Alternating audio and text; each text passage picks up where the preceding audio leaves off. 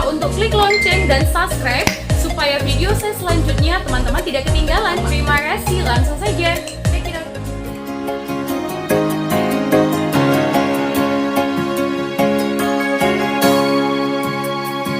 Legenda Namboro Saroding, penghuni Tao Palipi.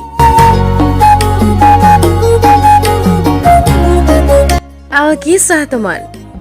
Suatu hari menjelang siang, Namboro Boru Saroding pergi ke Danau Toba untuk mandi, sekaligus mencuci pakaian. Tepatnya di tepi danau tempat tinggal orang tuanya yang terletak di antara Palipi, Mogang, atau Kecamatan Palipi, Kabupaten Samosir, yang bersebelahan dengan Rasang Bosi dan Dolo Martahan.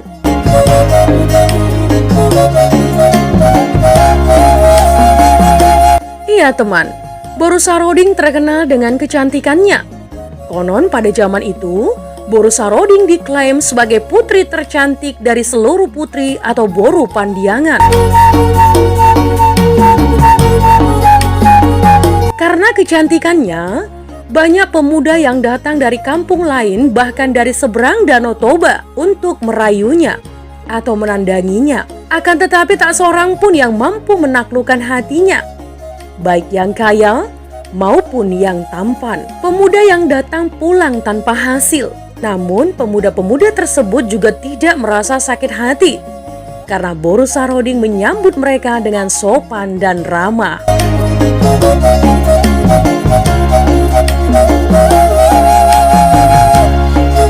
Boru Saroding yang dikenal pendiam, sopan, taat akan orang tua dan baik hati terhadap teman-temannya, pandai membuat ulos Batak. Dia sangat ulet dalam pekerjaannya. Ya, keuletannya ini membuat orang tuanya cukup heran teman, sekaligus bangga terhadap putrinya. Boru Saroding yang dalam adat Batak mempunyai sifat dan sikap yang sangat baik.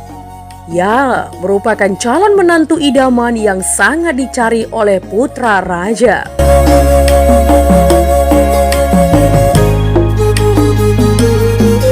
Ketika Boru Saroding sedang mandi dan membilas rambutnya yang panjang dan indah di tepi Danau Toba, sebuah sampan yang ditumpangi seorang pemuda tampan dan berwibawa yang berdiri di atas sampan datang menghampiri Boru Saroding. Melihat pemuda yang mengenakan ulos Batak dan melihat tampangnya, Boru Saroding berpikir bahwa pemuda tersebut bukanlah seorang nelayan biasa seperti yang sering dilihat di sekitar pantai Danau Toba.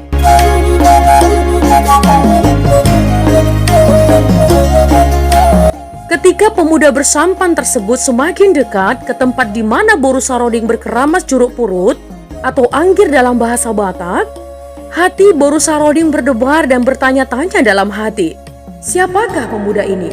Seraya bergegas dengan cepat, membersihkan rambutnya karena merasa malu dipandangi seorang pemuda ketika ia sedang mandi.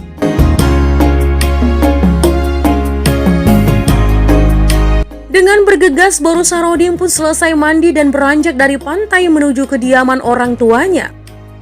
Akan tetapi teman, ketika Boru Saroding hendak melangkah, sang pemuda pun berkata kepada Boru Saroding, "Putri Raja, kenapa bergegas-gegas pulang?" tanya pemuda tersebut kepada Boru Saroding. Seketika langkah Boru Saroding pun terhenti karena terkejut dan seraya melirik ke arah pemuda yang memanggilnya. Pemuda ini tampan dan berwibawa ya, penilaian Boru Saroding dalam hatinya. Kebetulan masih banyak pekerjaan yang saya harus selesaikan di rumah kami, dalih Boru Saroding kepada pemuda tersebut. Si pemuda tampan dan berwibawa tersebut pun menghampiri Boru Saroding seraya memperkenalkan diri.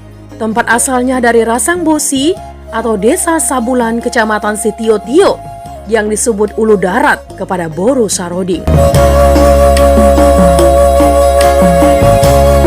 Dengan hormat, sang pemuda itu pun menyampaikan maksud dan tujuannya, sekaligus berniat agar Boru Saroding mau memperkenalkan pemuda tersebut kepada kedua orang tua Boru Saroding. Karena dari awal Boru Saroding melihat pemuda tersebut sudah terkesan dengan ketampanan dan kewibawaan sang pemuda, maka Saroding pun merasa senang dan menyetujui permohonan sang pemuda.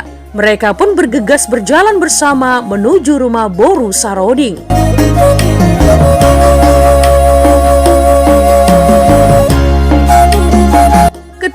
Boru Saroding dan pemuda tersebut tiba di rumahnya, seketika orang tua dan saudara-saudarinya merasa kagum akan tampang dan cara bicara sang pemuda yang datang bersama Boru Saroding. Mereka serasa disulap melihat sang pemuda tersebut yang tampan dan berbadan kekar. Singkat cerita teman, sang pemuda tersebut pun menyampaikan niat baik hatinya kepada kedua orang tua dan saudara-saudari Boru Saroding bahwa ia ingin mempersunting Boru Saroding sebagai istrinya.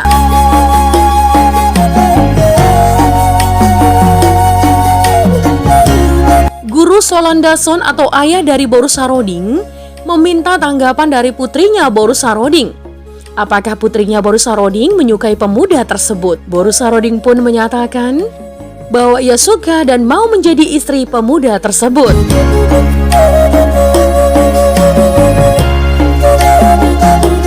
Tak lama kemudian, Guru Solandason memberitahukan kepada sanak saudaranya, dan selanjutnya pemuda tersebut dan Boru Saroding pun mendapat restu dari kedua orang tua Boru Saroding.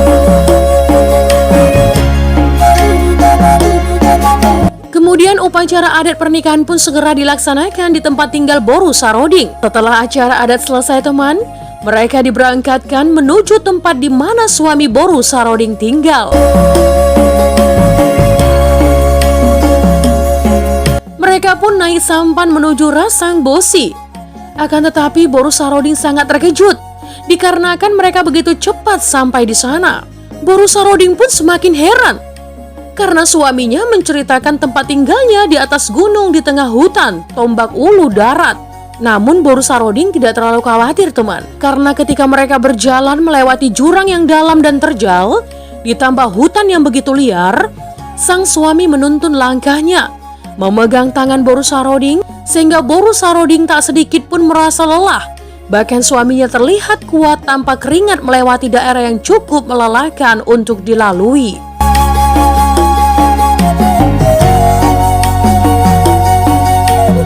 Tidak berapa lama kemudian, Boru Saroding dan suaminya tiba di rumah. Mereka istirahat hingga tertidur pulas. Sampai keesokan harinya ketika menjelang pagi, Boru Saroding pun terbangun. Namun Boru Saroding tidak melihat suaminya. Kemudian ketika Boru Saroding hendak melihat suaminya ke depan rumah, Boru Saroding pun tersentak karena terkejut.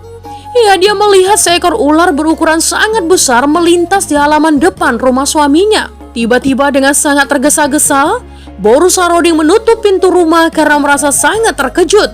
Di mana Boru Saroding sebelumnya tidak pernah melihat ular yang berukuran sangat besar dan memiliki kepala yang tidak seperti kepala ular pada umumnya. Dengan rasa takut yang luar biasa dan rasa heran, Boru Saroding pun duduk diam terpaku di dalam rumah.